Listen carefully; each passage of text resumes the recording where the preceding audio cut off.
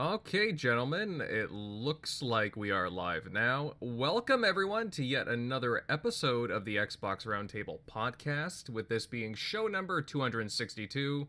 Always great to have you all here as more people start to make their way in, file in, and so on. Get comfy, folks, it's going to be a good one. I'm Invader, of course, your host for the evening, and hey, you know the drill. I'm excited to talk about games and, all the really cool news that has made the rounds over the last week or so.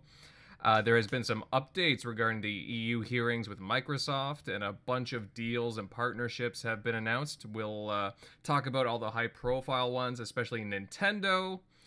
As well, we gotta talk about Atomic Heart, the newly released shooter RPG that has been getting attention for, well, a variety of reasons. We'll discuss that and more.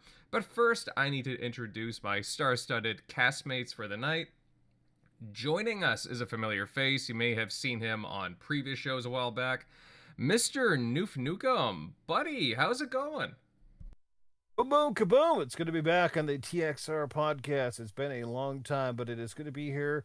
A fantastic panel and hopefully a fantastic chat rolling in. So hit that like, subscribe, guys. Show Invader some love. And again, thanks for the invite. Looking forward to digging into the topics.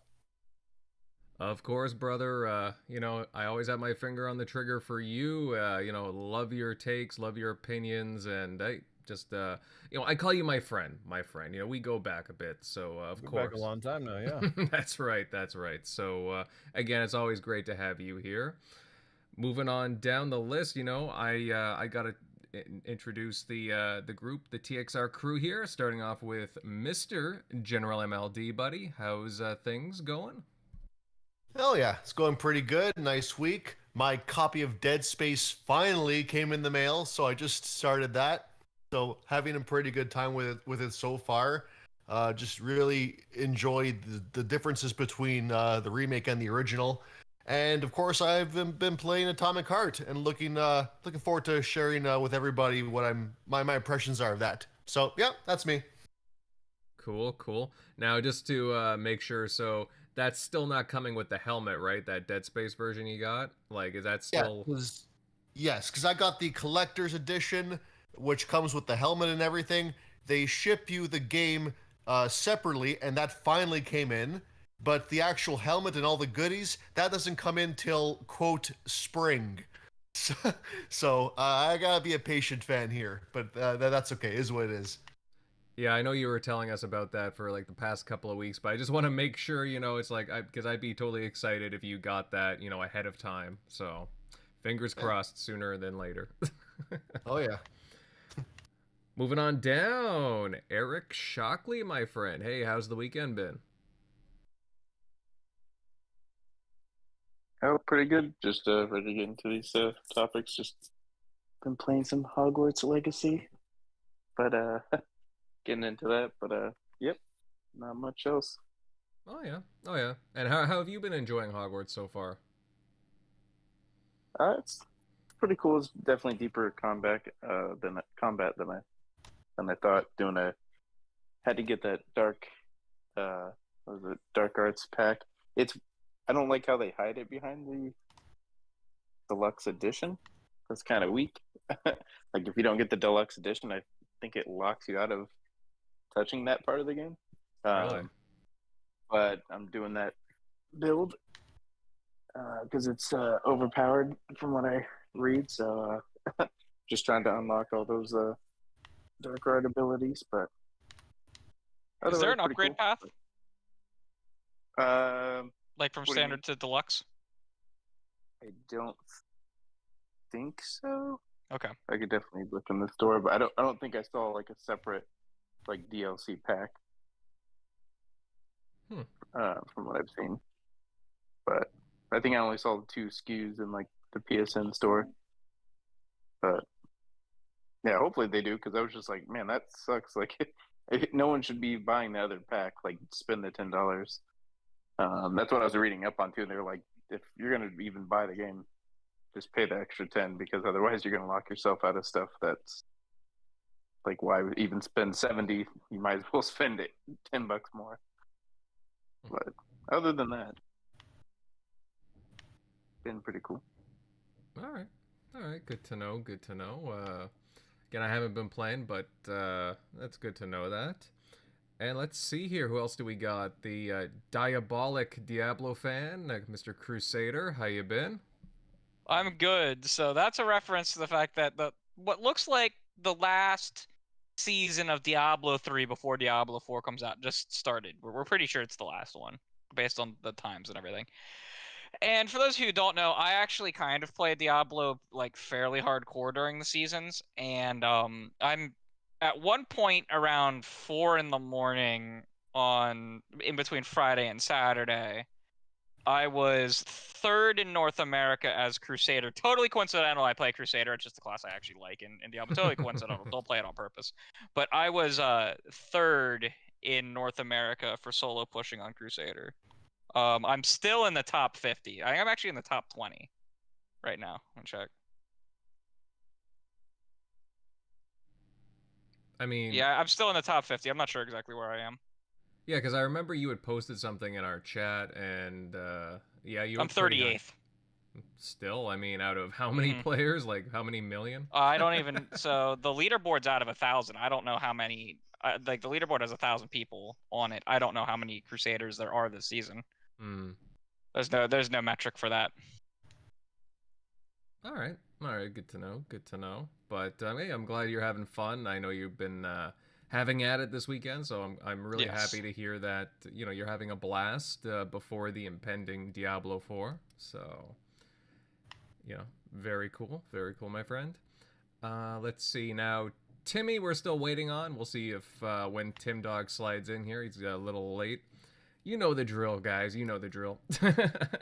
But before getting into things, quick reminder to hit that like button and share this show out. Help us out with that pesky YouTube algorithm. And hey, just let people know that we are live, guys. Yes, I'm doing the call to action, but hey, you know what, guys? It really does help, honestly. So smash that like button and share out. Okay, guys. Well, why don't we just get straight into things? Atomic Heart has finally released after years of anticipation. It's that alternate reality Soviet-era game with the crazy robots. Right now, it's getting reviews that are very much, well, kind of all over the place on all platforms, to be honest, whether it be PC, PlayStation, Xbox.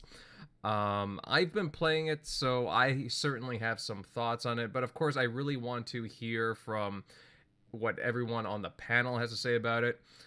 General MLD, buddy, I'll hit you up, my gaming aficionado friend. I know for a fact that you've spent some time with it, as you said in the intros, but I would just love to hear what your thoughts are, your opinions. Yeah, what do you think of this game so far overall? Okay, because, yeah, I love my first-person shooters. BioShock, one of my greatest games of all time. I can definitely see the similarities here. Off the bat, though, I just want to say, like, we all seen the meta scores. It can be a like it or don't like it kind of situation. You hear that it's unpolished as well. Like, I did encounter some, like, frame stutters and, here and there, and a little bit of clipping issues. But overall, though, I'm having a great time with this game, and it's good that it's on Game Pass because any one of us or anyone listening could have hesitated or waited for a sale. But no, I'm playing day one. It's fantastic. Like, this is not a budget title. This is it's a pretty meaty game. Now I'm about, I'd say, a third of the way done. Just finished like a major boss. But I say the first quarter of the game is much like BioShock in that it's indoors. It's like kind of corridor, kind of shooting and movement. You even pick up loot, like kind of like BioShock, but like it's a lot more efficient. So that was nice too. But you got the robots. They kind of act like they look like the Will Smith iRobot kind of guys, and they kind of act like your splicers, your thuggish splicers, like with the crowbar in BioShock. Mm-hmm. And your first power is even like an electro bolt. And there's even some like different powers you can experiment with. There's like about 6 or 7 powers, and there's a lot of customizability here. You can even like respec abilities too, so you're not just locked to one ability. You can always just tinker around, do stuff like that. Some decent variety of guns here. but the more you explore, the more blueprints you get for more, just different guns and different ways to shake things up. But overall, you do that part, but then you go outside. That's where the open world aspect kicks in, and that to me is just a totally different beast because sure, it's all like wilderness and stuff, but you have like little villages pocketed through the map, and that's where it gets a little more fun because you can obviously like attack a certain situation your own way. Like you're no longer relegated to an indoor corridor or a hallway. So that part, I think it's a pretty nice comparison within the same game. I will say sometimes the game throws maybe too many enemies at you at the same time. It can be a little overwhelming. So I think that's my one kind of gripe first off. So like that might get a bit frustrating, I gotta say. So just keep that in mind. But otherwise, though, I'm liking the exploration. There's a lot of upgrades you can have for yourself, so it kind of motivates you to kind of look around, explore every house you find, and just raid all the drawers and whatever for supplies to upgrade yourself with. So I do like that aspect. I don't feel like I just want to go from beginning to end and not really do anything else. Like, I'm exploring it. I'm having a good time here. Graphically, the game looks pretty nice, I must say. The outdoor stuff especially, even the indoor sections too. So the storyline right now, it's very mysterious. Like you're trying to uncover the reasons why the robots suddenly just started killing everybody. And I think there's some kind of conspiracy at play here. So I like how the game's kind of feeding you information. You kind of have like a Halo Cortana situation where like there's a computer inside like your machine kind of glove, and he kind of talks to you, gives you updates, that kind of tactical information. So I do like that aspect as well. But overall, this game's just different. It's like BioShock in Russia, like in a lot of Russian culture, like a lot of statues of like Russian prominent people in the country. It feels like it's totally different from anything else I've played in a long time because it feels so unique. Like we don't really play many games set in that part of the world. Like the last game I remember playing was like the Metro series, and we'll have like Stalker 2, but that's in another country. But point is though, it's overall pretty unique compared to the games we usually get every year. So, but I don't want to ramble too much. I just want to say that I'm having a great time. Yes, there's a little bit of polish issues, but they've already dropped a couple of major updates and patches lately. So I think that made a lot of difference. But so long as you're willing to look past that lack of polish to a degree and look at the pros, like again, like the exploration, the BioShock aspects, a fairly good story so far. I recommend it. Again, it's on Game Pass. You're not really losing anything. If you don't like it, just uninstall. No big deal. So I recommend it. All right. Interesting take. Now, I'll admit I've been slowly making my way through the game, although I have spent a lot of time with it. I am on the cusp of playing my first boss, but as you said, you can get just kind of lost in some of these areas, and I know what you mean, MLD. When you first hit that kind of wooded open area, when you first go outside, you get overwhelmed by enemies right off the bat. Like, there's so many of them. And those flying bots that, like, they help repair the enemies? Oh, yes. They're annoying as hell. Like, yeah. And another thing I forgot to say, just you can't really stay in one place too long because there's repair bots, and they kind of repair everything you destroy. So that part's also a little frustrating. You can't really stay too long in a place. It's like you got to you destroy some bots, raid the house, get out, move on to the next place because they will come back, and you got to face them all over again or run away. So again, take that for what you will. You may have to adapt your play style.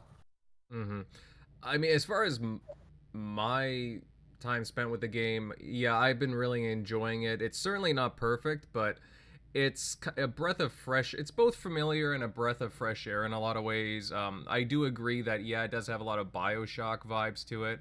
I know they say open world, like there are more open sections, but they're not. It's not like Far Cry big or anything like that, or even Assassin's Creed.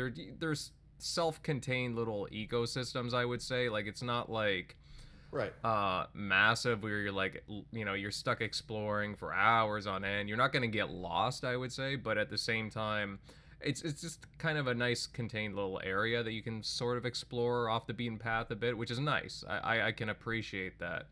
I know some people got really turned off with the first section, the one with like all the plants and like you're in a an underground building and whatnot. I mean, personally, I liked it because it did give off those creepy Bioshock vibes to me. Yeah, I didn't mind it at all. Yeah. Yeah. But overall, I mean, yeah, there are some noticeable bugs. For example, I got stuck, an enemy charged at me, and I got stuck in a wall of a building, so I had to restart. Also, the voice acting can be kind of weird at times, I have to admit. It's kind of amateurish in some ways. Yeah. A little bit. Crispy critters. Well, Yeah. the dialogue itself I can get used to personally, but it's just the actual, like, whoever is like reading the lines, I can tell that they didn't exactly get the best voice actors for it. That being said, though, I mean, there's other pluses to it. I mean, I personally I like the gameplay, you know, the weapons. I've heard like different things about the weapons. I like them personally. The melee weapons seem to have a lot of like weight on them. The guns, I don't know, I think they sound okay. I only have a couple, but I think they sound all right. Getting, you know, a decent amount of feedback from them. Otherwise, I love the soundtrack. You go from these, like, again, Slavic, Russian, like, music to Mick Gordon metal music, you know, when you're getting to more intense fights with the robots. So, I don't know, it's really, I could listen to the soundtrack for a very long time. So, you know, just have my little AirPods going and working out to it. Yeah, it's definitely, I like it a lot, But there's also some missing content too, guys, because I was looking at, because people have been sharing different things from different platforms, and there seems to be like missing stuff in the Xbox versions, which I was kind of surprised about, right? Because I was looking at some comparisons to the PlayStation 5, and they're like missing some, for example, ads. I know, like MLD, I'll pit you up again. Like, you know those recreation rooms you go into, those safe rooms, and they have little TVs in them? Yes. Yeah, well, apparently, I guess there's supposed to be stuff playing in there, like ads and whatnot. It's just a blank screen for me. I don't know if it's like that for you, but Oh. To be honest, I never really noticed that. I go straight for the save station and or the vending robot. I never once looked at the TV. yeah. Apparently, I've seen it on other people's like gameplay clips. So I was just like, oh, okay. I haven't had that. I mean, I've seen it in other places, but not in the safe rooms. I was just kind of, I don't know, kind of weird personally. So I hope they patch that along with in some areas too. So I've heard that some of the stuff that's on the TV, some of the ads, might have been blocked by the review process. That's all I'm gonna say about that. Oh, really? Oh, I think what you're talking about, because Yeah. I think the TV show is like a Russian TV show. Yeah, it may be quote unquote problematic for Western audiences. well, some of the you know how there's a lot of caricature stuff in BioShock Infinite because Yes. it's basically racism in the sky, like Sure. that, right? There's some of that in this game, but it's really bad. And I know some of it's on the ads on the TVs. It may not have been allowed on the platform. I'm not. That is complete conjecture. Okay. But yeah. platforms, all of the platforms have been known to do that for arbitrary things all of the time. Like a lot of like blood and gore outside of PlayStation Studios gets censored on PlayStation itself, especially in the Japanese releases and stuff like that. I know that might have been an issue with some of those ads. I can't say for sure, right? Like I'm not, and that stuff's all NDA'd to living hell. The whole what's that process called? The certification process is all Right. NDA'd to hell. So we probably won't know. But if it doesn't end up in the game, that's where I'd lead to assume that Microsoft wasn't okay with some of the stuff being distributed through the store. Microsoft's usually pretty good about that, so it might literally just be an oversight or something, but I couldn't say. I think I know what you're talking about. I just haven't came across it. That's why I asked. Yeah, Plus, I know that that, there's been some other things too that haven't shown up. So, I mean, yeah. yeah, you could be right. Yeah. There's one particular ad that I know that honestly might even get patched out of all the versions of the game. It's Hmm. it's pretty bad. Okay. But that could be the reason why it's not in this version for now, is because it didn't pass that specific part didn't pass cert, and instead of trying to fix it, they wanted the game to release, and so they just didn't put it in. But that's complete conjecture. Okay, all right. I have to look more into that. Yeah. Thanks for heads up on that. But no, I noticed some things on my end, so I was like, oh, okay. You know, I saw some people, you know, some things did pop up, and I was like, oh, okay, that's kind of weird on different platforms. But okay, like you said, that's interesting. Newf Nukem Pal. I mean, I don't know if you've played any Atomic Heart at all, if you're interested in the game, but do you have any thoughts on it?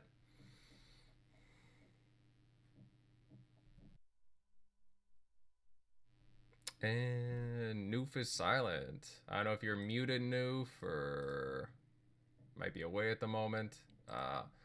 I'll move on to actually Crusader. I'll hit you up. I know you've been playing a lot of Diablo over the past few days. Yeah, Did you get any Atomic Heart in? I was gonna start it, and I didn't get a chance to because I had to take my mother's cat with her to the vet because my mother was freaking out because the cat wouldn't stop coughing. Cat has asthma.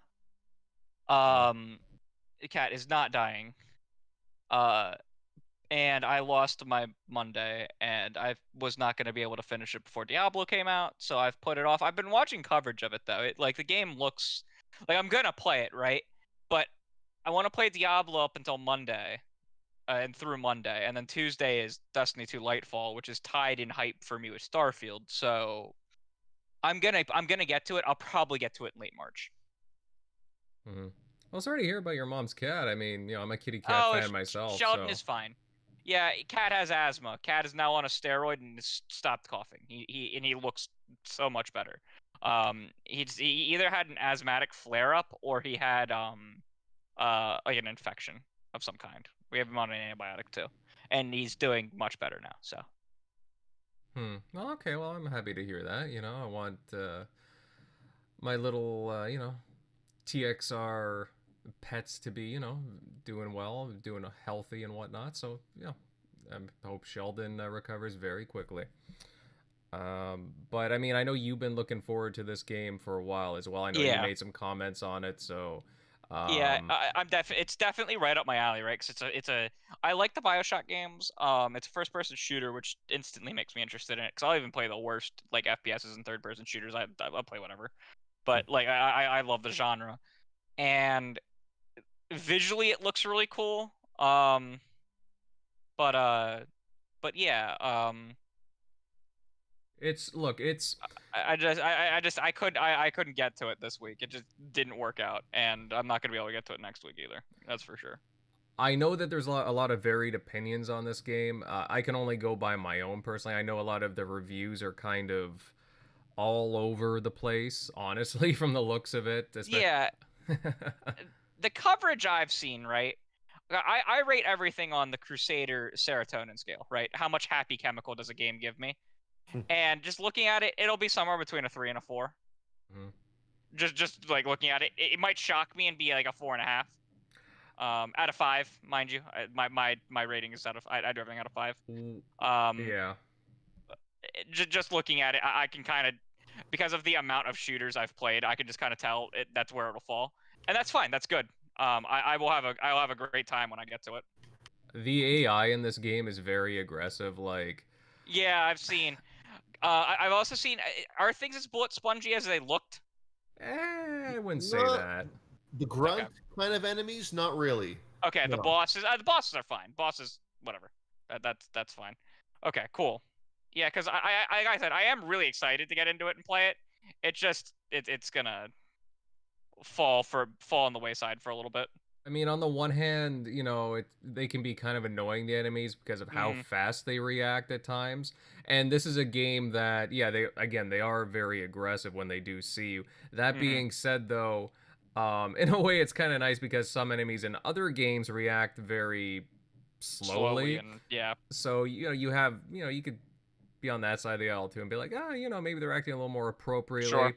That being said, though, it's hard to do stealth in this game. It's hard to sneak Right. up on the. I'll be honest. They're for That's better fine. or for Stealth's worse. never an option. I think Stealth's MLD. never an option. I think MLD would agree with me with that because like even like in some games you could get away like with like not being in a certain like eyesight view, but it's like if you're even like if you're just sneaking around and they see you like just kind of nudge around a corner, they will go for you, like the robots That's and cool. everything. So they will see you, so you got to be very, very careful. They like the aggressiveness, I am not understating one bit. But no, it's fun though. I mean I like it. I'm really enjoying it. If you like, I know the BioShock comparisons do come up, and yes, I mean I do think that's warranted. And you see, like, I mean, I like games that they're their own thing, and I mean they can have similarities to other games, but at the same time, it's like they present the world for you, and they give you a Sure, great yeah. overall, like they make you feel invested, right? And Sure, I mean, and like, I only say that because it's an easy way to describe it, right? Because like I call Prey a Bioshock-like game too, because Mhm. it is, right? But like, in no way is it like playing a game in the Bioshock series. It's just like a similar design philosophy to the game. Yeah, no, and that's right. Yeah, Yeah, That's no, fair. yeah, and that's fair, I would say. Like, because like you have like a similar style of like weapons and abilities, kind of, you know what I mean? And it is the general structure of like, I guess it's. Can you go back through areas? Like, how does it work like that? That's one thing I've been curious, because a lot of the games of this style, like Prey, you could go basically back through the whole thing, right? Like it was like an open, almost like an open world, but you had to like transition between the zones.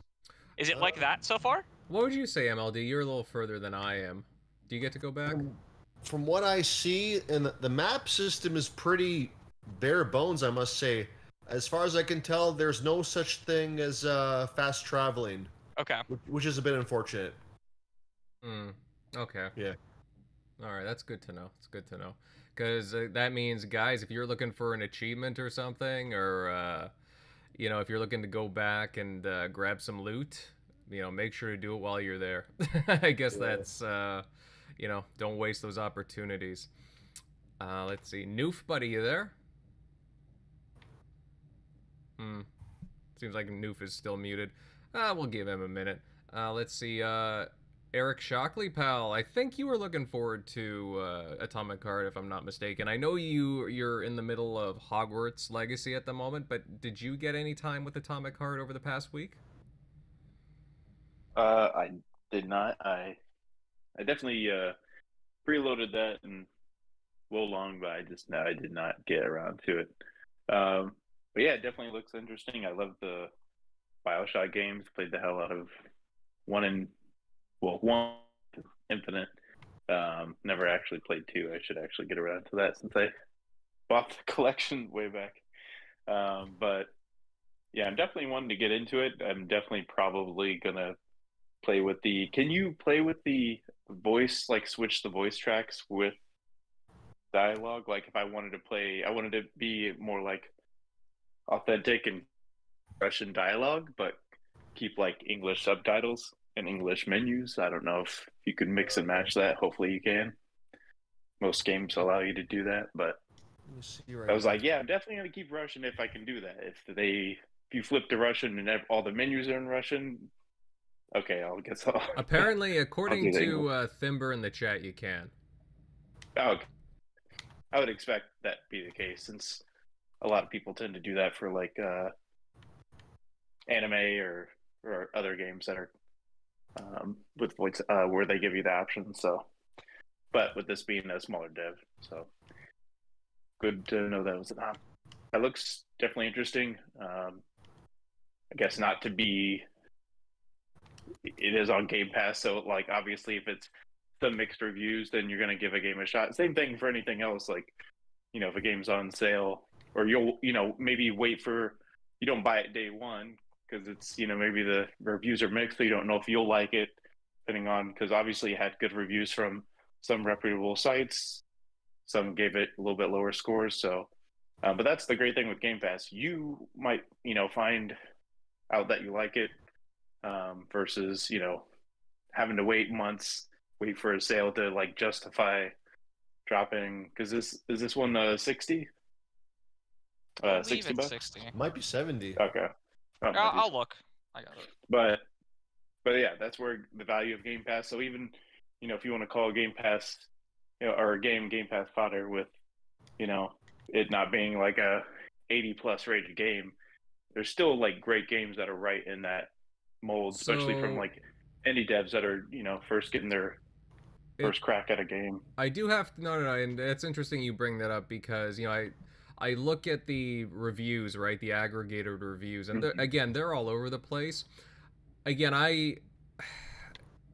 I'm still in the middle of playing this game, but I don't know. I just find it kind of janky that the reviews are all off. Personally, I mean, you can not like the game, I get that, but it just, I don't know. Like, I gotta say, like, I mean, there were some people that hated like Infinite, like that, like the first Bioshock, but hated a lot of things about Bioshock Infinite, or that it wasn't near as good as like the the first one. But it's a whole different, like that one for comparison.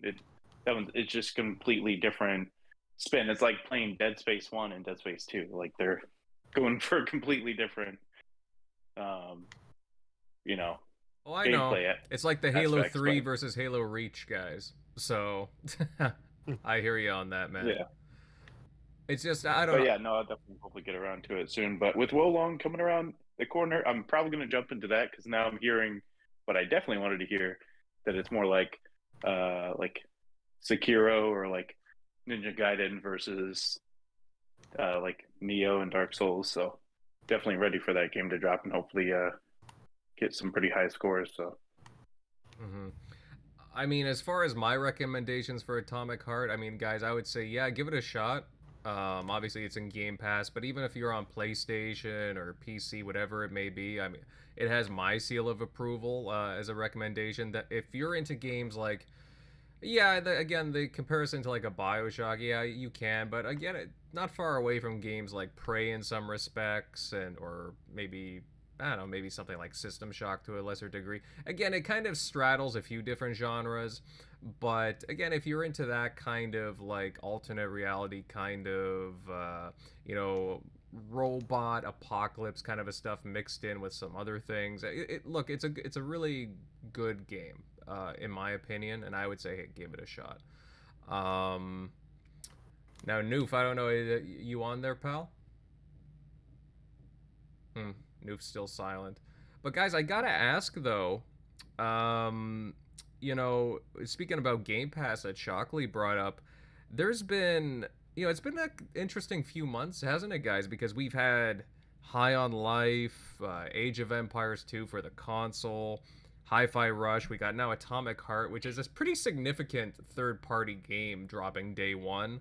And we have a couple of more games. I think Shockley just brought up Wolong, which is going to be dropping into Game Pass. Soul Hackers dropping out of nowhere, and it came out, I think late last year. I'm like, they need to hold off. Like, you just threw, other Shin Megami Tensei games at us just like a month or so ago. Like, just space those 100+ hour JRPGs out just a little bit more. It's good that it came in so soon, but I'm just like, damn. Gotta finish Persona Golden first, but luckily I bought that one too, so. I think And they there's have a large Ghost deal with Wire. Atlas, with Sega right now for a lot of stuff. It's great, but I'm just like, man, Yeah. See, that's where they might like, oh well, shit, no one played this one because Persona 4 Golden just came out like at Game Pass like a month before. I think there's an That's overarching that. deal with Sega to bring more and more of their titles into Game Pass just in general. Because I think it's something like they've had 16 in the last 18 months enter. Yeah. And I think that game also may have just I know it wasn't it didn't perform super well. So they may have just wanted to make to get more of a like return on investment for that title at Sega, right? So they may have just signed like a long form deal just to get some more money out of the the production of it, if that makes sense. Yeah. Mm-hmm. Yeah, I just there's been some pretty high profile games. I even think has MLB The Show dropped, or is that still coming in? That's next month. It's coming. Yeah. And to March, along with Ghostwire Tokyo, the 1-year contract yeah. is finally going to be up. Looking forward to that one. Mm-hmm. There's something else big coming next month. I can't remember. Besides Wolong, I can't remember. Give me a minute. I think April's Clobril, or however you say his name. Legends, May is Redfall. Well, Redfall's going to be in May, but he's saying that there's Valheim.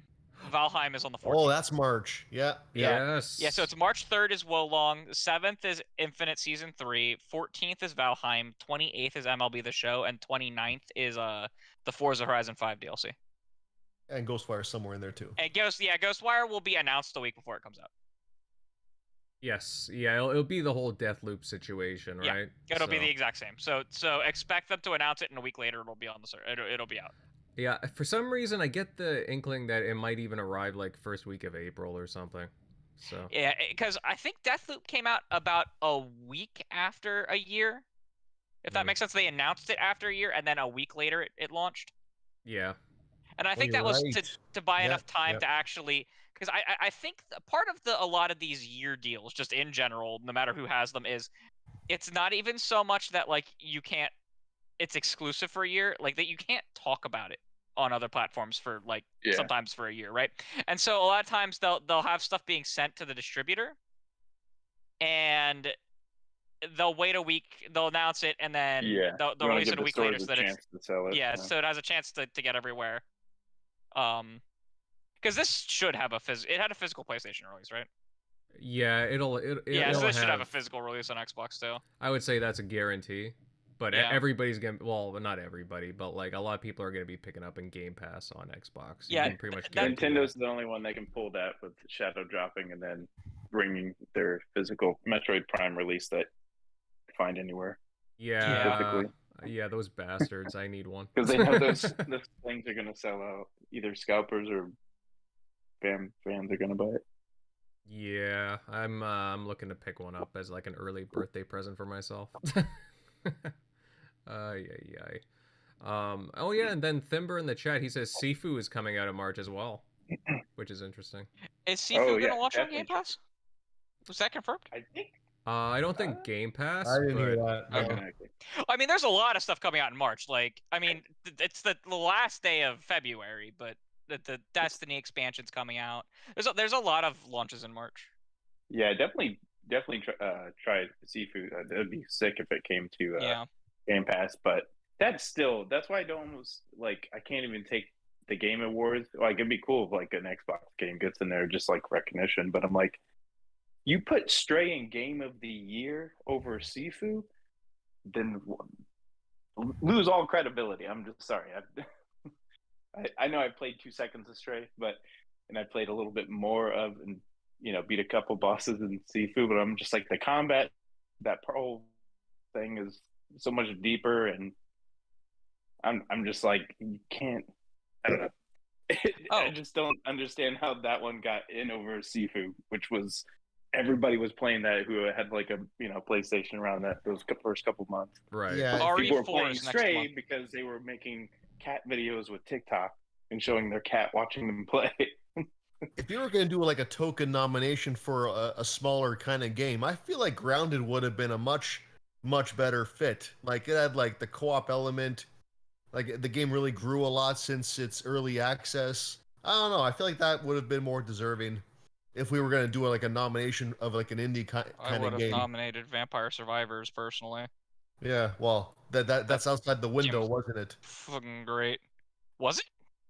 It released in December, right? Vampire? No, I thought it released earlier than that, didn't it?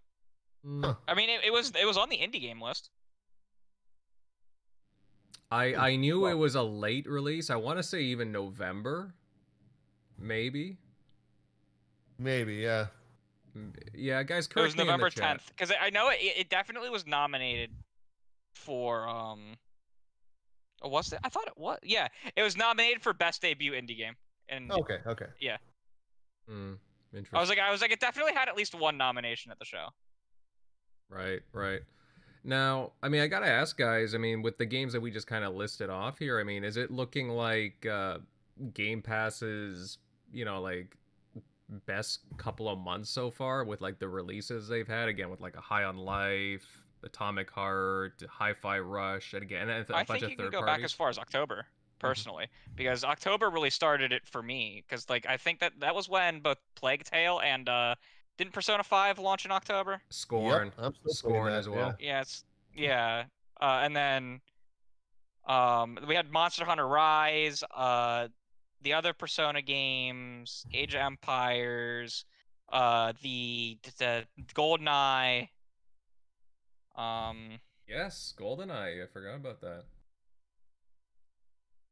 that. They're pretty consistent this year. I say yes. 2023 is shaping up to be what we expected it to be, and we're only 2 months in. It's just going to get better. Well, I mean, one can hope. It's looking pretty good so far. I mean, again, I buy games too, guys. I don't just use Game Pass, but at the same time, I mean, just the convenience of downloading some of these games is pretty awesome. Again, GoldenEye, Hi-Fi Rush. Oh yeah, Hi-Fi Rush. Forgot that. Forgot to say that. Well, yeah, and that's the thing, right? Hi-Fi Rush turned out to be quite My top 5 games. well, Like Tango's best rated game ever, for one. Also, yeah, talking about a shadow drop. Holy crap! I mean, that one literally came out of nowhere. I mean, we were sort of expecting something, but we weren't sure. But damn, that one really, really just surprised everybody. Like, we'll see what happens. Like, closer to the end of the year. I know a lot of people are calling it a Game of the Year contender or whatnot, but I'll be curious to see how much that sticks. Like going into like, summer kind of thing. But I mean, we've already had a lot of really good games drop this year. mhm. Like we've had the Dead Space remake. My brain is Hogwarts. empty. Hogwarts, yeah. Basically, everything that was delayed from 2022 is going to make like 2023 like one of the best years in gaming. I feel. Like to me, 2007 is the year to beat, in my opinion. And this year might just do it if everything falls into place. And not just for Xbox. Like you got Zelda for Nintendo, you got Spider-Man for Spider-Man PlayStation. yeah. Like we're all gonna have a good time. Well, even with Nintendo too. Again, we were just talking about Metroid remaster, Yeah, right? that They just Metroid dropped remaster that. is insane. Yeah, It's insane. no, it is. One of the greatest games of all time. I've played the GameCube version so many times. Like, again, just to reiterate, I was trying to get my hands on the physical copy, and like you got scalpers, bloody, for $200 Canadian, wanting, here's a single copy. I'm like, well, I hope you polished it and the case is made out of gold because I'm not paying that. But yeah, no, definitely trying to get the physical one. What can I say, guys? I like my physical. uh, but yeah, no, again, that one was a shadow drop too. And then this is only again the first 2 months. They've been nuts, and a lot of them are holdovers, right? So we will see. And you think, right? Like even last year, I know like there was a couple of times and during the year I'm like, oh, I wish I had something to like play. I know like I have a backlog, so it wasn't really an issue, but at the same time, it's like the new releases weren't exactly. Well, a lot of them weren't like exciting in my opinion. Now we're starting to get into all these games and they're just dropping so close together. It's really eating into my time. Again, GoldenEye 2 was technically a shadow drop in a lot of ways, right? Within a few days, it was on Game Pass and on the store, or maybe not the store, but on Rare Replay and so on. So, a lot of nice surprises. A lot of nice surprises. Newf buddy, you there? Noof's quiet, guys. Noof's quiet. I'm just gonna check the Discord, see if there's anything wrong with that. Not sure. I don't know, Noof. Can you hear me, pal? You want to send him a DM? I will send him a DM. I will, because something's not right here. I know Noof definitely wants to chime in on a few things, but I don't know, guys. Like, is there any other games coming up that you can think of that you guys are like really looking forward to? Again, we just had this massive game, Atomic Heart. Crusader. What's next on your Oh, list to play? I mean, what's next on my list to play is Destiny 2 Lightfall. Absolutely. It was probably like in second place for most hype until the end of the season cutscene that dropped last week, and then this the launch trailer that they showed at the PlayStation State of Play, which was like one of three things I actually enjoyed from that State of Play. But my hype level for Lightfall is now equal, not above, but equal to Starfield, which I didn't think another game was going to have a chance at this year. I am very, very, very excited for Lightfall because the story is like hitting 11, So, right? speaking of Starfield, because there was some stuff. I was gonna bring it up. I was gonna bring it up. Please do, please Um, do. yeah. So for those of you who don't know, or you should know if you're watching this show, but we're supposed to have a Starfield Direct or whatever you want to call it. I think it's a developer direct focused on Starfield. Is what they're gonna brand it as. But we know we're supposed to get one. They announced that as a way to set up expectations for the last developer direct. Very good, Microsoft. Keep doing that. But it was originally kind of teased at by Andy over at VGC Hmm. that the Starfield direct the announcement for that direct when it's going to be is imminent, and that was corroborated by our good pal Jez Corden over at Windows Central. Love Jez. And Jez stated that it should be announced this week.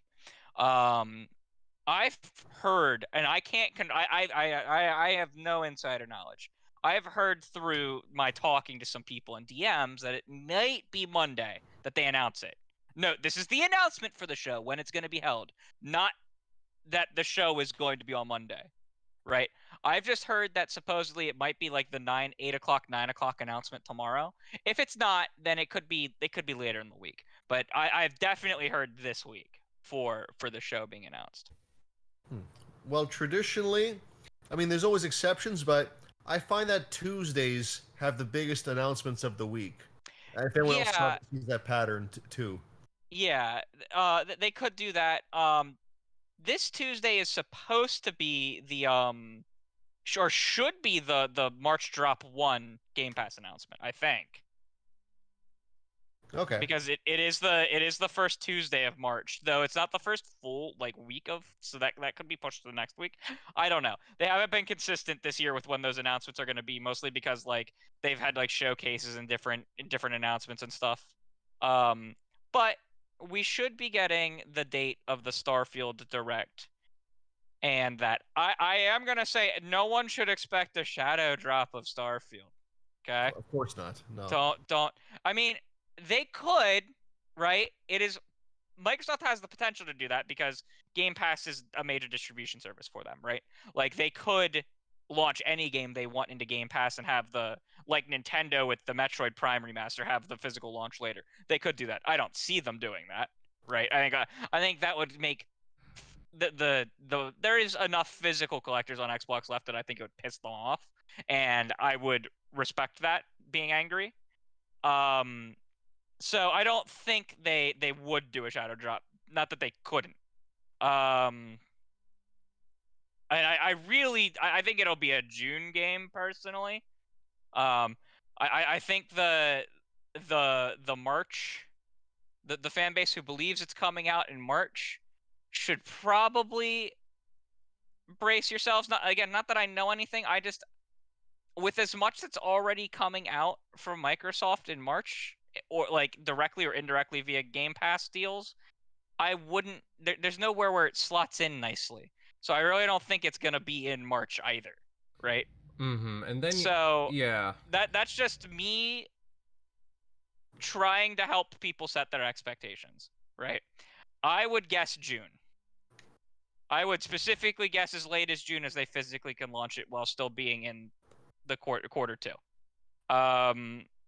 And it being a weekday. They're not going to launch on a weekend. So, but yeah, I think everyone should be excited about that. It and who knows what Todd Howard's gonna do. Todd Howard's a crazy man. I love Todd Howard. Mm-hmm. Yeah, it's gonna be interesting where it does slot in. We have been Yeah. hearing, like you said, we might hear something. I mean, Microsoft tend to do something, yeah, Monday mornings or even Tuesday mornings. So Yeah. I would not be surprised with that.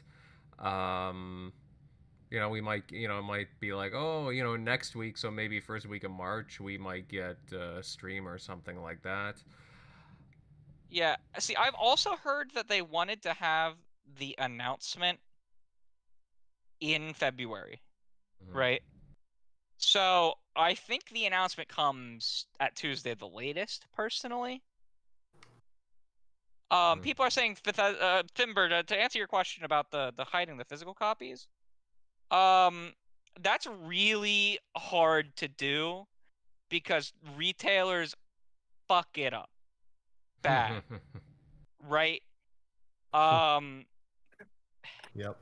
you'd have to have coordination on a global scale with local retailers at a exceptionally impressive level, right? And I mean, we've had Walmart of Canada has a Twitter account for gaming because of how many things they've accidentally leaked. So, and I mean, then there was games like the Mass Effect Legendary Edition, which was like the worst kept secret in gaming that they tried to hold officially until N7 Day the year before they announced it, and websites kept leaking it. They leaked it with a cover art several times.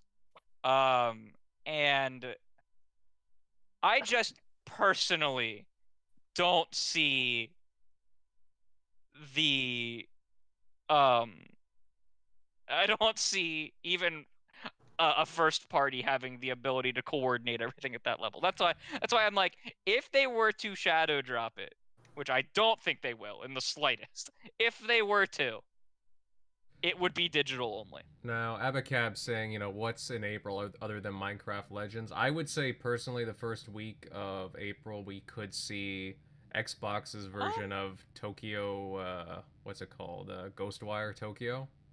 But Yeah, let me check April. I'm just gonna look at the general releases in April. Minecraft Legends is slotted directly in the middle of April, which is interesting. mhm. Um, Dead Island is on the 21st. Now, again, The Last Gifts of Benedict Fox is on the 27th. Jedi Survivors is on the 28th. Okay. So if they're gonna do it in April, it would have to be in early April. And again, I just don't know that. I genuinely don't know the state of the game, right? Because if they launch it in April, that's what, December, January, February, and early April. So we're not going to count April. So that'd be that would be December, January, February, March, and a little bit of November. So that's like what, a 5-ish month delay. That's a fairly good delay. That would be plenty of time to actually get stuff done. That's another thing. Like if they launched it in March, that's only like a 4-month delay, and I don't know if that, like, what to expect from that level of delay. It's like when companies delay stuff for like a week, I'm like, yeah, you failed certification, and the whole reason you're delaying it for a week is you need another week to get it out. But like the 1-month delays, I as someone who's been trained in software engineering and stuff like that, I'm just like generally like how much are you gonna get done in that month? That like you needed only a month delay. That's why like usually they're like 3 or 4. So like even on March 1 technically would have been like an adequate, like a reasonable, like just as a concept delay, that it was actually like meaningful. Um, so again, I don't see the March as being realistic. Not impossible, just not realistic.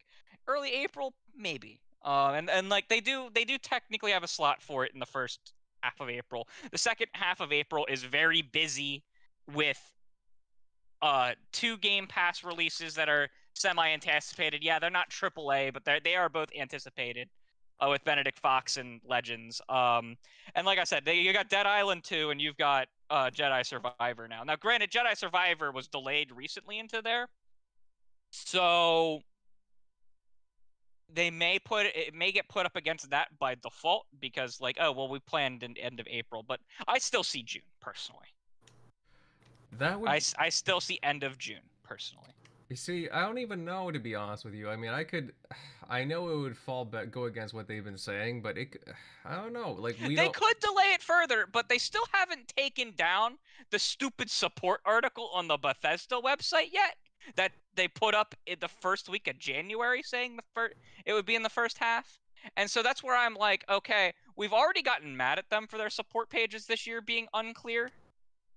You would think that someone would have the brain cells to change that, right? If that wasn't still the plan. You're right, but they could just be because that is bad expectation setting.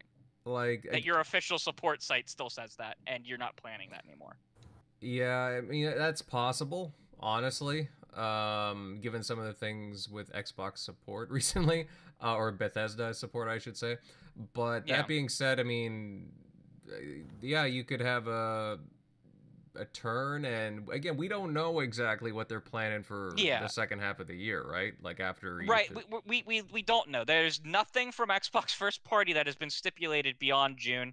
Now, granted, I think Forza is going to slip past June personally, and I think that's fine. I think if they had to have a game slip past June, Forza's probably the of the big AAAs.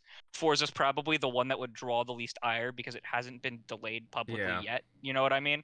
Whereas if you delay Redfall and Starfield again, unless they really need it, which if they really need it, then do it. I'd rather have a good game than not, but you're still gonna get the public ire of like, okay, please set expectations properly. You know what I mean? I mean, if I'm to be honest, I don't see Redfall dropping out. Nah.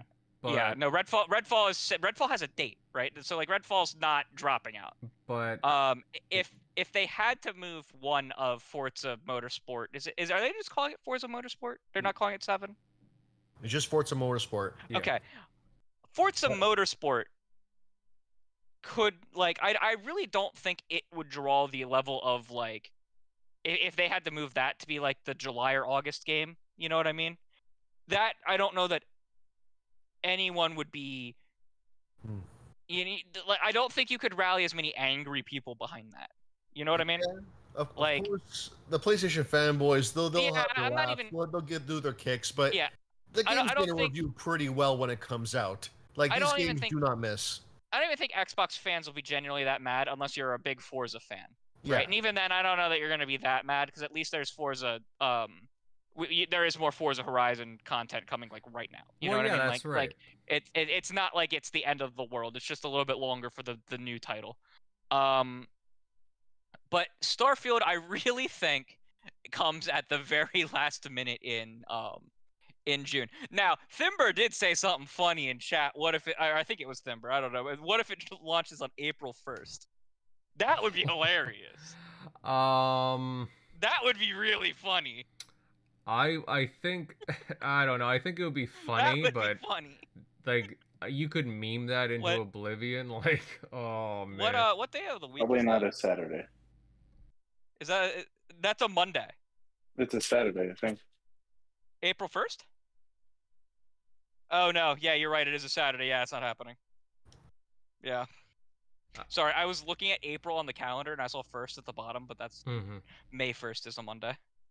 I mean, I'm just saying I could envision a scenario where again Forza Motorsport gets placed somewhere like late August, September, and possibly again they reserve that sweet time spot of the year for like late October, early to mid-November for Starfield. Personally, I still see them doing one of the other games that we don't know about coming out then, or not that we don't know about, that we don't have a date for, that hasn't been talked about, like Hellblade or something like that. Hey, that's totally possible. I'm not saying, it's just again they've been kind of mum about things, so we don't, you know.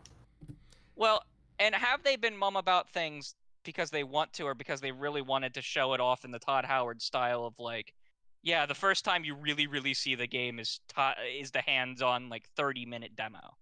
In traditional since Skyrim fashion that they've done with Skyrim, Fallout 4, and Fallout 76. I think that's the way to do it now.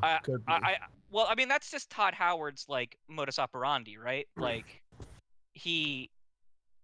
when he's ready for the game to come out, typically it happens right alongside the announcement. But Starfield is And Elder Scrolls will be like this too, but Starfield's such this weird case where they had to like calm down their fans when they announced a multiplayer Fallout game. So in the same showcase, they announced the next 2 single player experiences with Fallout with Starfield and Elder Scrolls 6.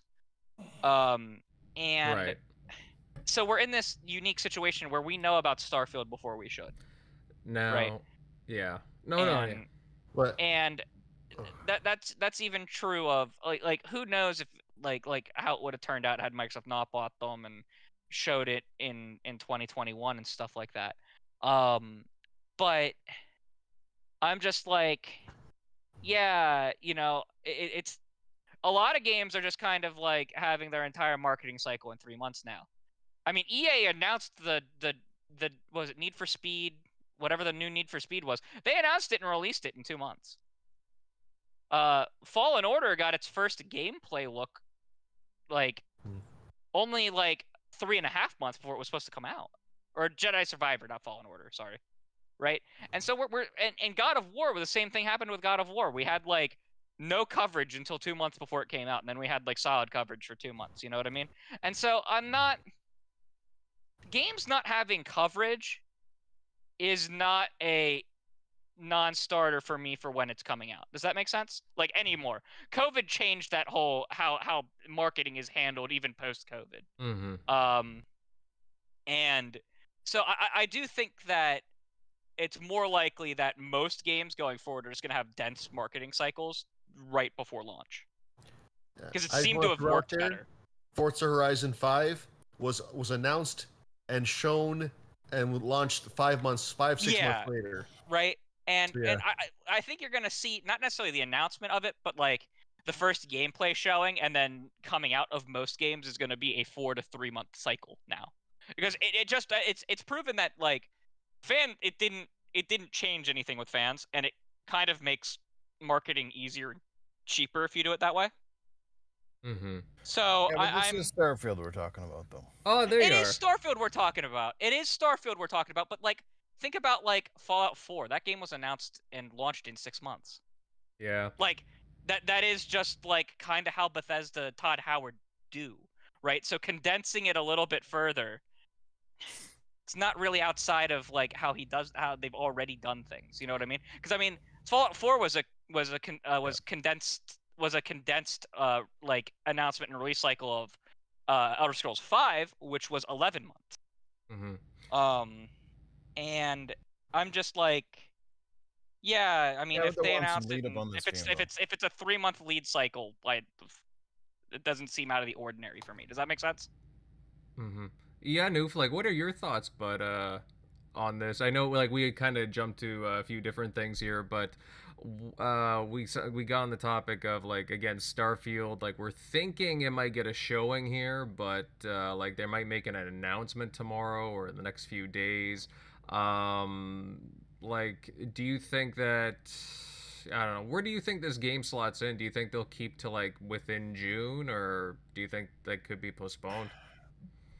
No, I think it's going to follow on the heels shortly after Redfall. I mean, I think definitely we might see we'll hear something very, very soon, and I think it'll probably come if the game doesn't get released in and around E3 week, essentially. I definitely think we'll get the actual release date that week for sure. I mean, that's still a few months out, but it's got to come soon. I don't think they want to shove it to the end of the year. I really think they'll want to get this game in the hands of other people. Plus, they may have a few surprise announcements for us as they head into that particular week. So it's got to be just around the corner. I mean, even last year they said this game was virtually done and they were polishing. So, I mean, how much polish do you need to put on it? I mean, so it's got to come out here soon. They got to keep fans invested right now. I mean, I think they're watching the numbers slide a little bit. I know Microsoft's been very preoccupied right now with the ABK stuff, but it definitely needs to drop soon. I think a summer would be perfect for a game like this. It would give fans a few months to kind of,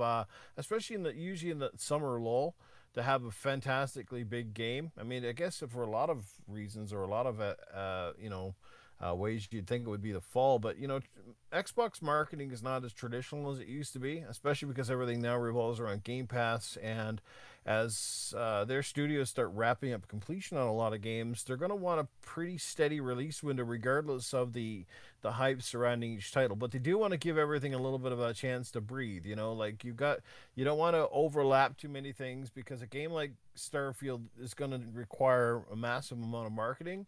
And that means, they need to have a lead up and a build up going into Game Pass, so that gives people lots of time to count their coffers, build up some hype, get a little bit of pre-advertising going for it. Perhaps, even their game consoles. Who knows? I mean, maybe, the Series S or the Series X may have some kind of promotional content wrapped around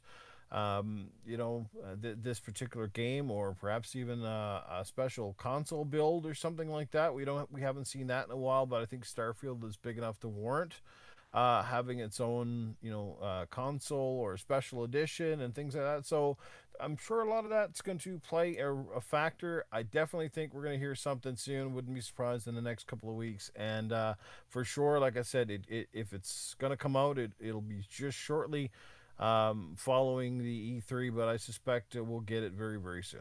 Mm-hmm. No, hey, I love your thoughts on that, pal.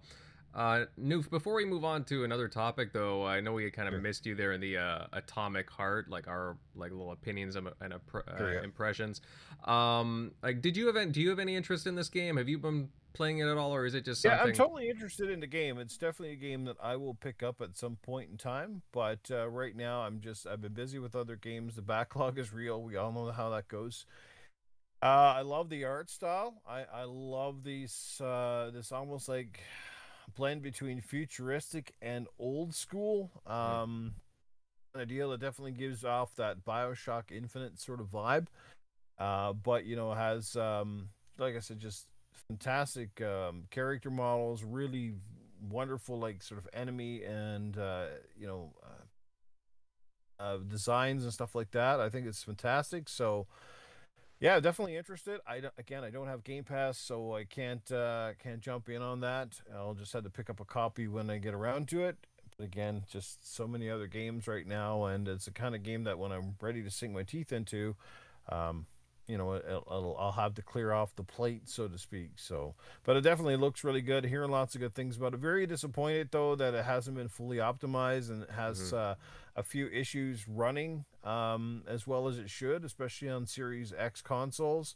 This is becoming sort of a trend lately. It's a kind of a disturbing trend, and I'm not sure the reasoning behind it, but there is no excuse for Series X versions of games to be certainly running or dropping any frames compared to the PlayStation 5 counterpart, especially when essentially your marketing is mostly behind games like this through Game Pass or however it is. So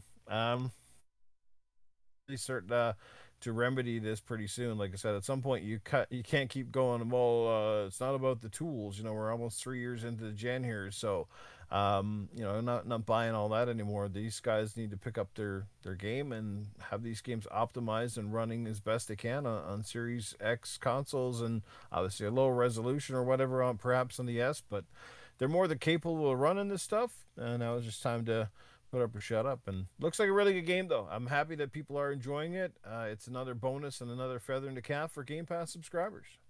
Yeah, Newf, again, I highly recommend it. I have been playing on Game Pass, but I have the limited edition version of the game coming in through mail soon. I Nice. should be having it. What comes with that?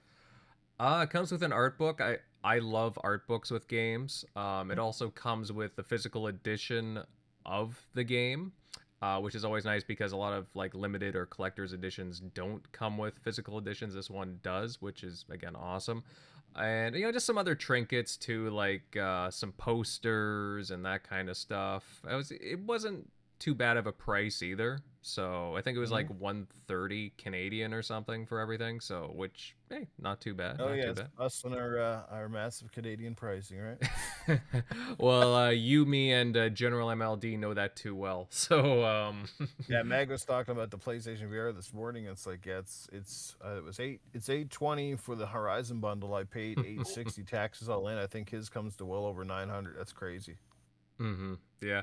Yes, Thimber in the chat. I did buy that edition. Yeah, it's a simple bundle, but I like it. It looked pretty cool to me. I thought I would invest in it, so I pre-ordered that, which again, it's in the mail soon. And I also pre-ordered Warhammer Space Marine 2, the collector's edition for that. So with the big Did you get the statue. big statue with that? Yes, I did. Oh man, that looks so cool. Yeah. So I'm not even a Space Marine guy. I like other factions personally, but I just thought it looked like a cool statue. So, whatever. Again, I'm a Warhammer guy, but with no release Look date. at this bartender guy on the screen. Kind of reminds you of like sort of like a low budget C3 viewer or something. Yeah, right. Oh, he's cool. Yeah, he's a jackass to be honest, but he's kind of funny. But the animations in this game is really good. I know some people have been harping on the robots, the animations, but they act like robots, a lot of them, right? Some of them are earlier models, some of them do simple tasks, some of them are purposely janky. So I don't know. It's just one thing I saw floating around the internet there. I was like, come on, guys, cut them some slack. But yeah, guys, any other comments before we move on? Yes, no?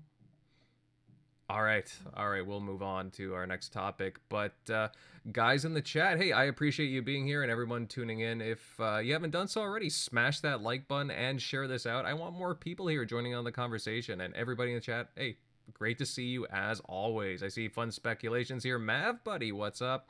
I know Mike NLG Gaming was here. And hey, Thimber, buddy, I've been calling you out all night. Great to see you. And so many more, guys. You are awesome. Dreadpool and so on, but so many more to name. A lot of regulars and some new faces, too. But with that said, guys, moving on to some other bits of news. And we have more updates regarding the Microsoft EU hearings from the purchase of Activision. Or about the purchase of Activision. There was a couple of announcements made by Microsoft that could help them win over the court's approval there with the EU. One being Microsoft promising to bring Call of Duty games to Nintendo platforms with a 10-year deal, of which, again, promises to bring full feature and content parity on the same day as Xbox, should their buyout be approved, which... Again, I'll be honest, that's going to be interesting with the tech there. Shockley, bud, I'll hit you up first with this one. Obviously, Microsoft and Nintendo have gotten closer over the years, and it seems like Nintendo is giving a green light to the deal. However, do you think that they'll be able to achieve content parity with the current Nintendo Switch hardware? I'm not sure how they're going to do that. Cloud. Other than like streaming, or obviously it's a 10-year deal, so they probably already know. Obviously there's probably something in the works for Nintendo. At least you've heard it every year. When's this next model of Switch coming? Other than we think it's coming, and then it's find out it's the OLED model, but eventually it's going to have to happen. Just so they can keep up, and that way it can also continue to get more third-party support. They don't want to just have, because they've been getting Switch versions of a lot of these games from the past gen when they were kind of equal footing somewhat with the original PS4 and Xbox One, but now that's starting to kind of slip out where they're not getting some of those games. So eventually I think they have one coming in the works, and at least over this next 10 years, there's going to be some type of parity that, they didn't say which, Call of Duty is going to be, but obviously they said they want to bring Call of Duty to the Switch, so we'll see when that happens. So obviously it's a 10-year deal, so playing the long game there. But yeah, I think Jeff Keighley mentioned well, what about the price? But I don't think price is going to be, it probably will be parity across the board, because Nintendo themselves is selling the sequel to Breath of the Wild, or Breath of the Wild 2, for $70 apparently, even though, I don't think it's going to look much different or much better than the first one. So it's like, why are you charging $70 for, mind you, a downgraded Wii U game, at least from what they first showed us off in 2014 for Zelda? So if they can charge $70 for that, then I'm sure because you're going to probably still, even if a Switch version, you're still probably going to see a more higher end looking game than, visually. than probably Breath of the Wild's artistic, what they're going for. So I don't think that'll be an issue as far as the parity. But yeah, it would have to be probably on the next Switch model would be my guess. Mm-hmm. Well, either that or what Crusaders had too. The cloud would have to play a big role, I would say. Yeah, they could do that for now. I'm sure they'll probably do the same thing that trying to get. I think Flight Simulator is on Xbox One, but you have to like stream it. Mm-hmm. Or there's already Switch games that are doing that, like Control. Yep. So yeah. Yeah, I was about to I'm say. sure they'll make that. Kingdom Hearts is whatchamacallit only. And people are already doing that on their cell phones, right? Or I'm not sure. Warzone's on mobile, but I don't know if it's running off directly a version of it on the phone, or are they streaming? No, I don't know if it's even compatible. I think it's literally called Warzone Mobile, and it's a separate game. Oh, okay. I know Call of Duty Mobile is a completely separate game. Oh, okay. But man, it has to be on the next hardware. I literally tried to play Fall Guys on Switch, and it's absolutely unplayable. So, it's the frames are shit and the connections shit. So I mean, they got to really improve. Maybe that's part of the deal too. Maybe they'll like, hey, if we're gonna bring Call of Duty over here, we're gonna. And people are already saying this. Microsoft's gonna have them probably go into some Xbox Live account stuff, but they really need to help Nintendo out because people trying to we'll play GoldenEye on the Switch, and then you saw people play it, and it's just like that is absolutely dog shit. Like it's terrible. You might as well play on the N64 with the actual frame drops. The connection is just it's still in 2023. I don't understand how they can't make a capable live service that consoles had back in the 6th generation. I don't understand it. Mm-hmm. But other than Rocket League on the Switch, that plays fine, but some of these other games are kind of shit online there. Oh yeah, well, I mean, I wouldn't mind if Xbox or Microsoft got involved. I don't know if Call of Duty's maybe the single player works out, but with the amount of people that are playing probably on like one map or one death match, I don't know. At least Rocket League's only like usually 3-on-3 or maybe 4-on-4, so there's not many players in the arena. So maybe that's why I have a smooth experience on that one.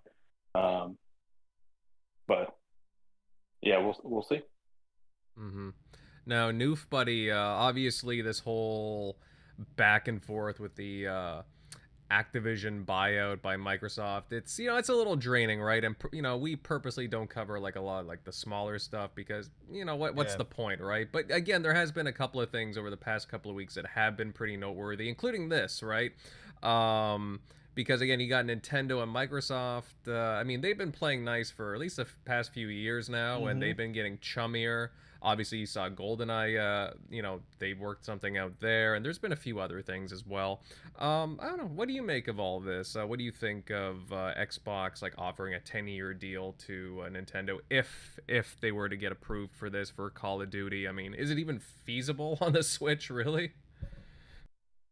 Well, first off, let me say it's refreshing to see a lady. I forget her actual name. Is it Lulu, something like that? The CCO. The CCO, yeah. Of over at Activision Blizzard, coming into the fold and just kind of setting the record straight and putting some of these media people on notice that you just can't go out and slander and come up with your own stories that certainly aren't accurate. So that's a good thing. Go for the jugular, put them in their place because it's been far too long, and we see this all the time. There's so much negative energy and bias, especially against Xbox. And the problem is a lot of these people that are, opposing this deal need to certainly separate the fact they got to start separating the Microsoft, the billion-dollar or trillion-dollar company, from Xbox, the gaming division, essentially, because, this is a deal that is largely to benefit the Xbox gaming division, where they want to head. And if you look at the statistics, and you certainly look at the sales figures, look, they don't lie. Xbox has always held its own per se, but they are certainly a very distant second or third, depending on which market you're in. to the other, companies. And the fact they just kind of leave Nintendo out of this equation is pretty funny, to be honest with you. But speaking of Nintendo, it's a phenomenal deal for both companies. I mean, first of all, Nintendo's got a great foothold, certainly in the Eastern hemisphere, places like Japan and other countries like that, where the Switch is just absolutely just dominant right now. And it's dominant because it's that, it's that really easy function. Well, Nintendo's a notorious name for one, but it's also on a platform that just it resonates with their culture, and they like portable devices. But at the end of the day, and I said this morning at Good Morning Xbox, this deal is far more than Call of Duty. Like, Call of Duty is just one of the marketing tools in the whole scenario. We all know that the key here and the large factor is king, and the mobile side of things. Look, everybody on the planet pretty much has a cell phone, and Xbox, in order to bring a lot of these Call of Duty games, especially to the current model of Switch, is most likely going to come in the form of a cloud version. And because if you look at some of the recent releases on Switch, some of the more graphically intensive stuff, they managed to get like what is it, A Plague's Tale, Requiem running on the Switch, but it's through a cloud version. Same thing with, I think, one of the some of the Resident Evil games, or a few other different ones that recently came out. They have cloud versions of those games, so again, independent on a server and a connection. But either which way, the fact that you still get to play them on that platform is a huge bonus. So I think that's where they're heading. It's a huge boom. It's obviously a big bonus for Nintendo, for the Switch. And people will say, well, the Switch has survived all this time without Call of Duty. Sure, it has. But can you also imagine how many more people would have bought in the Switch, or how much more invested people would be in the Nintendo Online if they had something like Call of Duty on that platform? I mean, obviously Fortnite is doing fairly well over on the Switch, as well as games like Minecraft. So Call of Duty, yes, we can't phantom it because we think of it, the tech specs and stuff to run it. But again, if they're going with cloud, that's kind of irrelevant at this point. It's not my preferred way to play, but you know what? A lot of people out there now, as long as you got good internet and stuff like that, they'd certainly be willing to give it a go. And we don't know as well. Like, I would assume at this point, there's got to be some new Nintendo hardware just around the corner that they're getting ready to pretty much launch on us here. I suspect it will be a successor to the Switch, a Switch 2 or some variant. I don't think they're going to want to stray too far away from the formula that's certainly been their bread and butter now for the last, 6 years or something like that. So it'll be a more upgraded version, obviously a more powerful CPU. The question now remains is when Nintendo moves forward, the backwards compatibility, will they go with cartridges or the SD card or whatever you want to call these damn things these days? Obviously I think they're going to have to have at least that in their console, because they're not going to want to just toss 100 and plus million Switch users off to the cold. That would piss a lot of people off. People got a lot of money invested in their Switch hardware and stuff, So it's a good deal, I think, for both. It's a massive marketing boom for both. Eventually Xbox can say, our game is on the Switch, and at some point, we don't know. I mean, they're obviously would love to get a variant of Game Pass on the Switch at some point in time, and even though maybe it's not, of fruition now, that doesn't mean that Nintendo won't come around eventually. At the end of the day, like I said, Nintendo's that weird anomaly in the whole industry. Like they just seem to strike gold. The same things that they do are stuff that Xbox and Sony notoriously don't do so well in. It's just really funny. They kind of got their own little place. They've carved their own niche in the industry, a big niche at that. When you're over 120 plus million, and again, they're striving over there. But it's all about that cell phone market. It's about getting those games under their belt. This. Like stuff from the Candy Crush and stuff like that. When people are out and about and they're stopping at the mall and they're waiting for their wives or their kids. I mean, what are people on their phones, right? And I saw this just the other day as I'm waiting for my wife. Is like some old guy sitting down and he's playing. I think he's playing like Candy Crush, or he's playing something.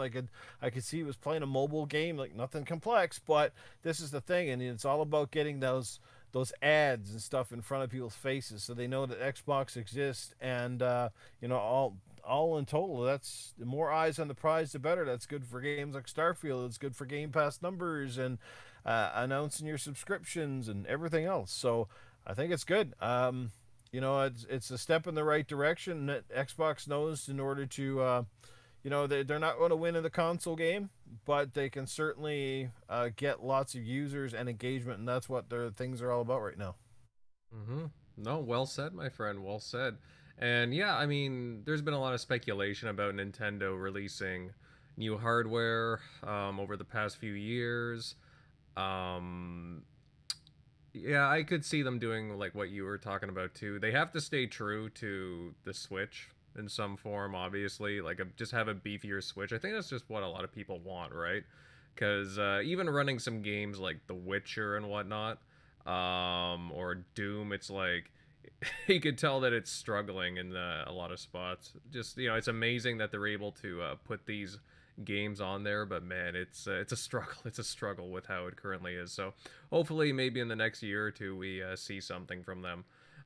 Because trying to compete with these newer consoles, the more current gen PlayStation 5 and Xbox Series consoles, is definitely weighing down graphically. General MLD, buddy, I mean, I know you want to weigh in here a bit as well with, obviously we have updates to these EU hearings here.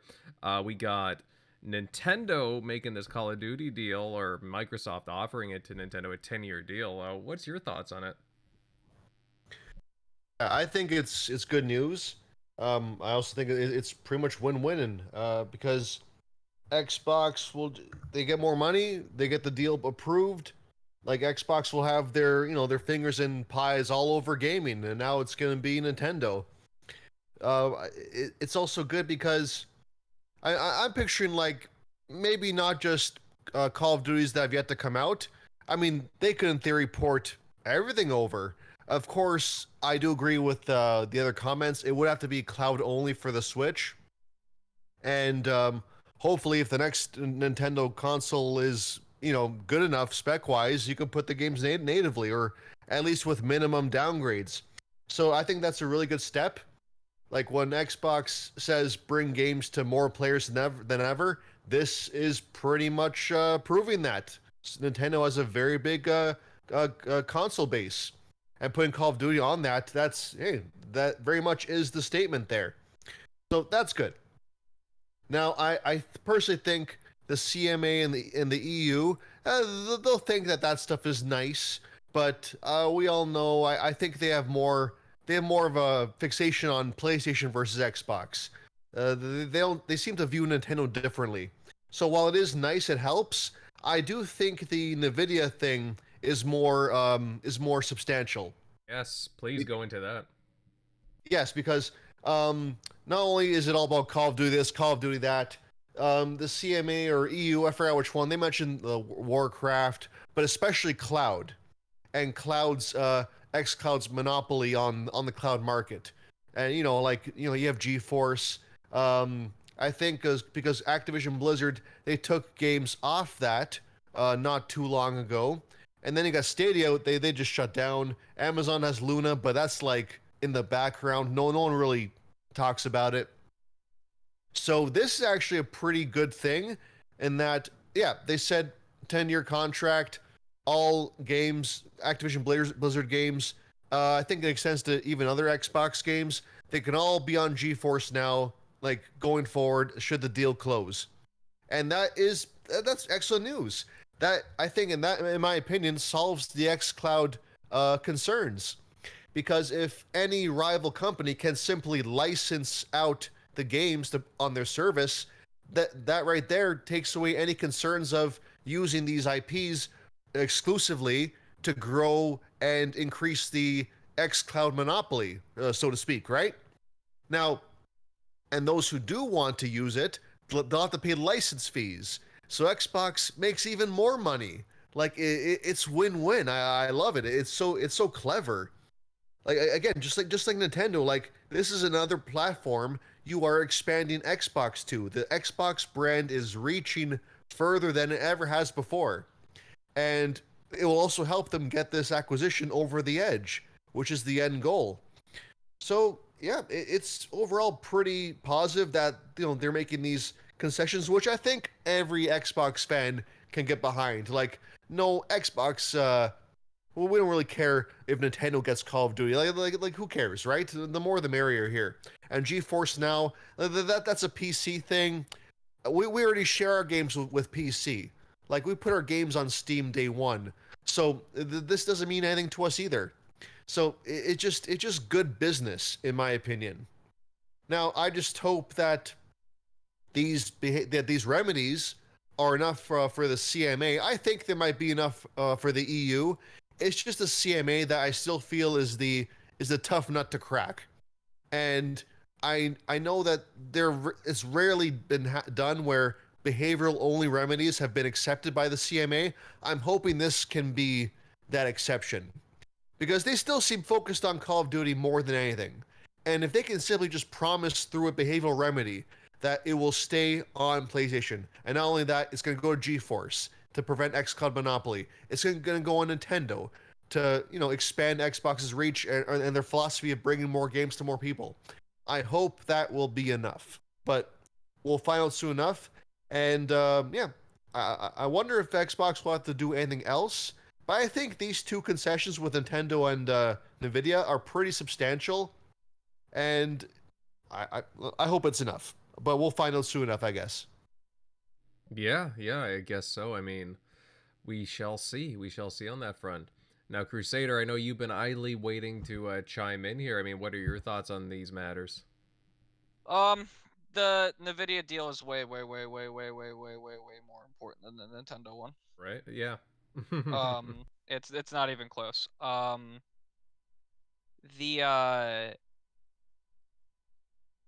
The fact that that deal is only even partially contingent on the Activision Blizzard deal, because whether the Activision Blizzard deal goes through or not, Xbox games are going to NVIDIA service, right? And games don't go on GeForce Now like they go on Game Pass. You still have to own the game to use it on GeForce Now. GeForce Now just gives you access to games that you own on Steam and the Epic Games Store. And soon it's going to include the Microsoft Store. That was actually another part of this. The Microsoft Store itself is going to be a supported storefront for GeForce Now, but you have to own the games in order to actually use them on GeForce Now. So this doesn't actually really change anything for Microsoft, right? It just means that people that buy their game on Steam or on the Microsoft Store or on the Epic storefront, because there are some Bethesda games on the Epic storefront, but people who buy those games can now use them on a cloud service or natively. Like, it doesn't really change anything structurally for Microsoft. I'm actually shocked Microsoft wasn't already on GeForce Now, because it is not a direct competitor. I mean, it is a competitor to, but not a direct competitor to Xbox Cloud Gaming, because Xbox Cloud Gaming currently is just a subscription service that you can use in the cloud, right? Like, eventually it's going to come where you can play your own games in the cloud if you have the subscription, but that we're not there yet. We were supposed to have that last year. I don't know what's the hold up with that, but it isn't a true direct competitor. And GeForce Now is also supposed to be scalable and move towards like the exceptionally high end. So it is just it's a different service. And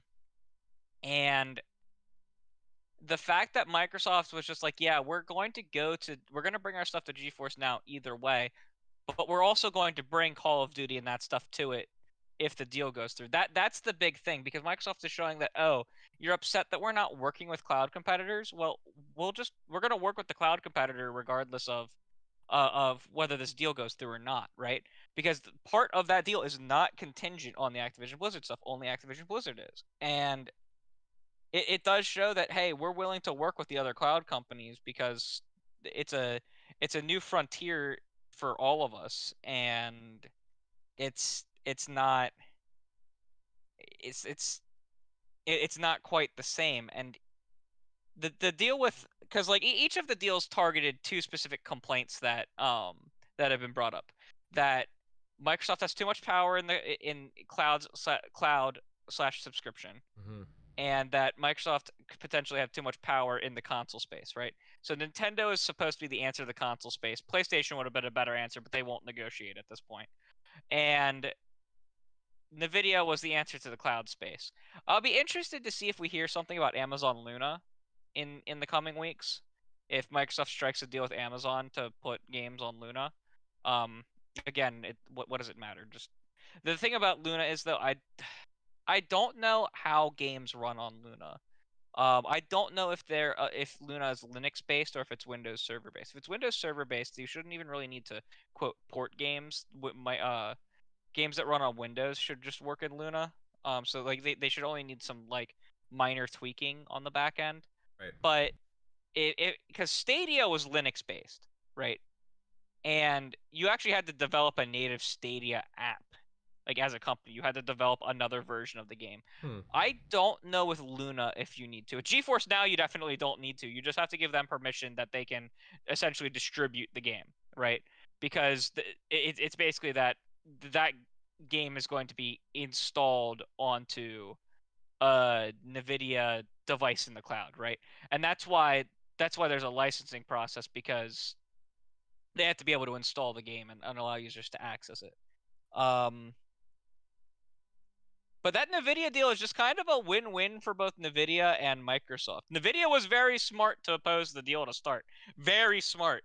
Because this is a big deal for them. Getting all of these games onto their service is a big deal for them. And Microsoft doesn't really lose anything by doing it. And like that's why I said I'm shocked they hadn't already. Because again, it's not like NVIDIA just hands out the games. Like it's not like it's not like it's PS Plus Premium or Xbox Game Pass Ultimate, right? It is, you have to own the game, but if you own it, you can use it on it. And it just shocks me that they didn't see the business synergy with how they already operate on Steam to do that. But hey, they're doing it now, and it's really smart for both of them. And NVIDIA went from, yeah, we have concerns about the deal, to we fully back the deal. And you really know that NVIDIA is really kind of all in on backing the deal now, because they actually referenced the Nintendo deal within their own announcement about their own deal with Microsoft, right? It was like Microsoft and them drafted that together for maximum effect. And the other big news, this wasn't covered as much, and I'm not sure why, but there's a coalition of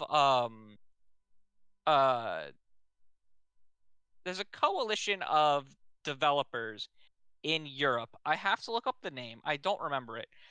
They represent something like 4,000 development studios and 40,000 developers in Europe. And they fully came out and backed the deal as well. Oh yeah, I did see. Yeah, I did see I'm that. trying to find the reference to it. That was also a really big deal.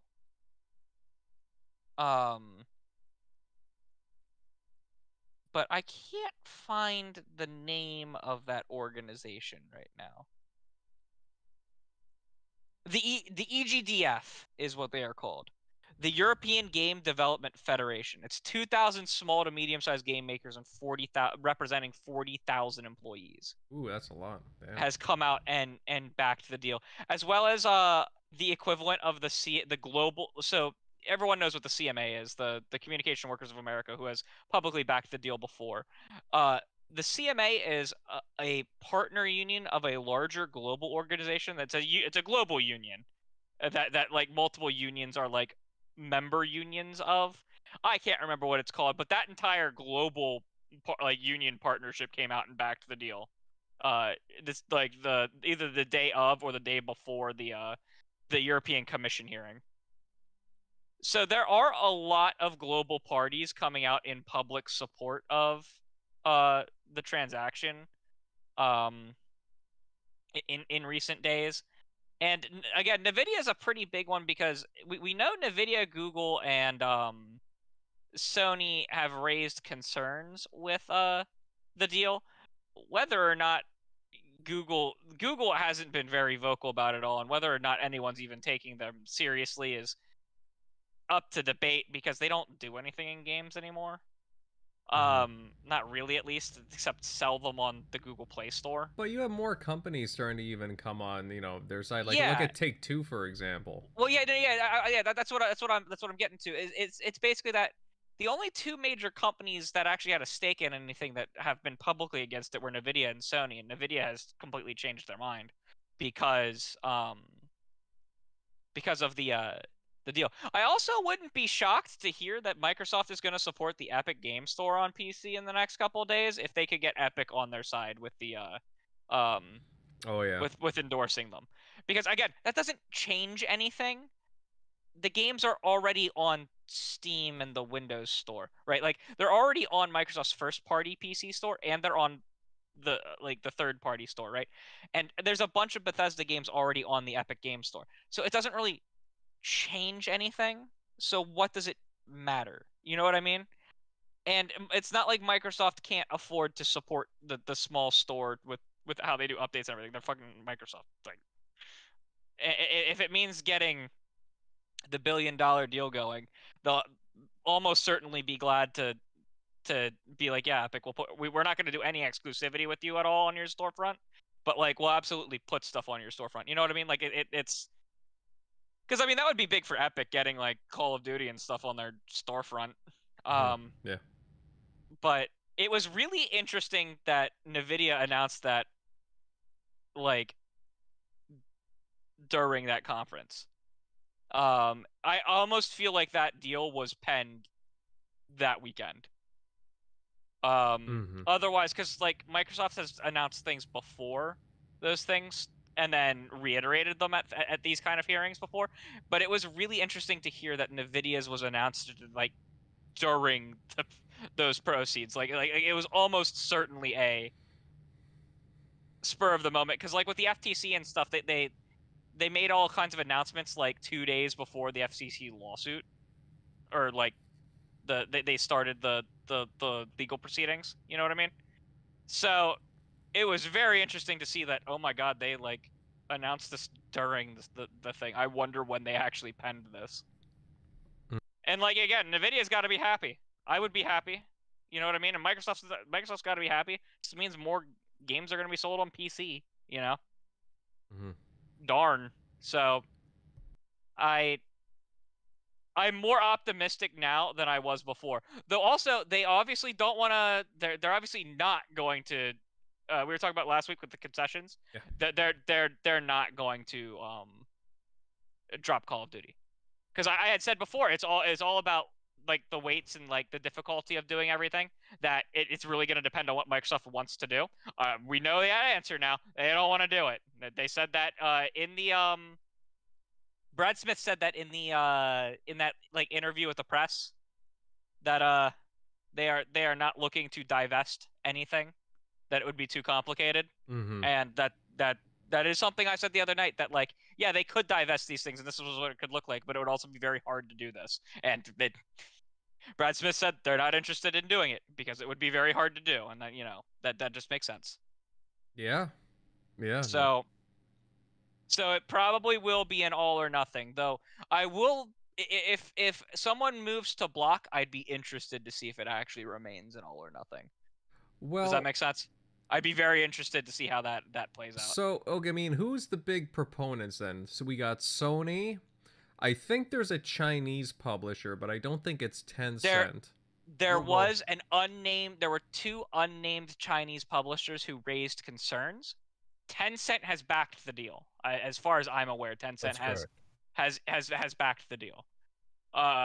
And it looks like it's going to pass in China based on lawyers from the region talking to the press. Right. Which isn't really a shock. They're not nearly as big in that market. In fact, they just broke up with was it NetEase? Oh yeah. Was their partner? I mean, I think it was NetEase, right? Yeah, wasn't there something with Overwatch as well? So like all of the games got turned off. All of Blizzard's games got turned off in China. Yeah, that's right. Yeah, that's it. And NetEase, who has been, I think it's NetEase. If it's not, someone correct me. But I'm gonna use NetEase until I'm corrected. At the NetEase office, they actually tore down the World of Warcraft statue that was in front of their office for 5 years. The breakup between NetEase and Blizzard was not a like cordial one. Damn.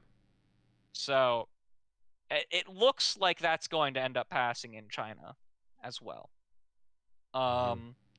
And some people might be asking, why does China still have a say in it, even if like there's no publishing arm? They actually do own a studio in Shanghai, Activision Shanghai. Oh, yeah. So that's why. Yeah, I think a lot of people. I mean, I must have overlooked that as well. That there's a studio there, but they got like Yeah. Activision studios everywhere. I believe there's also a Blizzard Hong Kong. Okay, that would make sense. I have to look more into it, but that would Yeah. make a lot of sense. Yeah. Guys, any other comments on this? I mean, I know we could go on and on and on, but there's always news. I mean, tomorrow there'll probably be something dropping. I know we're awaiting some Starfield stuff, but I think with regards to this whole Activision thing, we're starting to see some more interesting news drop for it, and hopefully, in the coming weeks we just get some more certainty, because it's just dragging on and on and on. I'm just, again, like everybody else, I'm just kind of tired, but at the same time, it's nice to get some more significant news as well.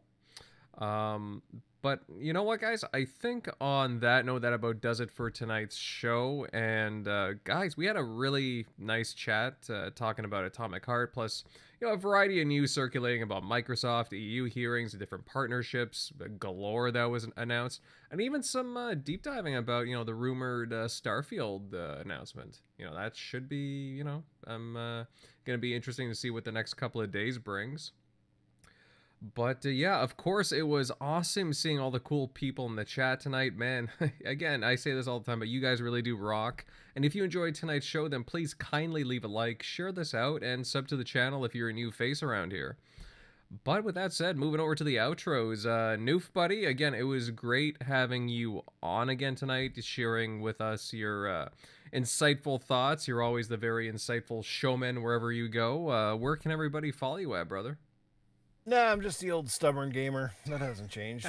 Still the same on Nukem. Well, thanks for having me on, man. And I do apologize about the first half of the show. I don't know what happened there, but anyway, glad I could chime in when I could. It was always a fun time on TXR, and appreciate the invite. So to everybody in the chat, and of course to the panel again, thanks for having me, guys, and have yourself a great night. And we'll catch you in the near future. And if you want to catch up with me and more what I normally have to chat about, I don't do Gaming After Dark on Tuesdays anymore, for those who didn't know or whatever, but I do have a nice little podcast on Sunday morning. You often show up in the chat, Invader. Thank you for that.